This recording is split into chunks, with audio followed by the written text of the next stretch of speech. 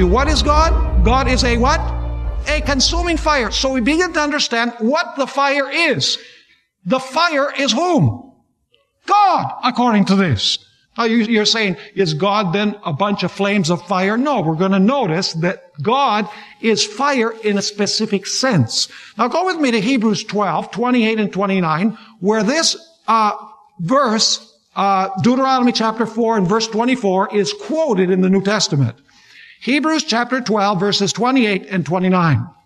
Therefore, since we are receiving a kingdom which cannot be shaken, let us have grace, by which we may serve God acceptably with reverence and godly fear. Now, why should we serve God acceptably with reverence and godly fear? Notice, for our God is a consuming fire. Who is the consuming fire? God is the consuming fire, according to this. Now, does this mean that God is composed of flames of fire? Of course not. Fire means something concerning the nature of God, who God is. I want you to notice Exodus chapter 24 and verses 15 through 17. In our last lecture, we noticed that God and sin cannot exist together. That's why God ultimately has to eradicate sin from the universe, because holiness and sin cannot coexist. Now, I want you to notice Exodus 24 and verse 15. Then Moses went up into the mountain, and a cloud covered the mountain. Now, praise the Lord that there was a cloud that covered the mountain, or else Israel would have been wiped out. Continue saying in verse 16. Now the glory of the Lord rested on Mount Sinai, and the cloud covered it 6 days. And on the 7th day he called to Moses out of the midst of the cloud. Now notice this. The sight of the glory of the Lord was like a what? A consuming fire on the top of the mountain in the eyes of the children of Israel. What is it that is like a consuming fire? The what? The glory of the Lord. Let me ask you, what is it that destroyed the cities of Sodom and Gomorrah?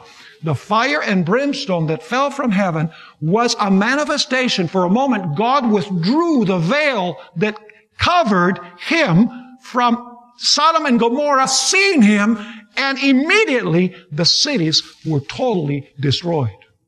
Go with me to Revelation chapter 15 and verse 2. Revelation chapter 15 and verse 2. Here it's speaking about a sea, a crystal sea in heaven where God lives. And I want you to notice a very interesting detail concerning this sea of glass. It says in Revelation 15 verse 2, and I saw something like a sea of glass mingled with what? Mingled with fire. And those who have the victory over the beast, over his image, and over his mark, and over the number of his name, standing on the sea of glass, having the harps of God. Here you have this crystal clear sea, which is, it looks like it's mingled with what? With fire. Do you know why it looks like it's mingled with fire? Because as you read in Revelation chapter 21 and 22, the throne of God stands immediately above the sea of glass. And undoubtedly, the glory of God is reflected in that sea of glass, and therefore the sea of glass looks like it's mingled with fire. So in other words, God is a consuming fire. The glory of God is a consuming fire against sin. And of course, we've already studied that the glory of God also has to do with his character. And the wicked have a character totally opposite than the character of God. Therefore, the glory of God, when he reveals himself, consumes the wicked.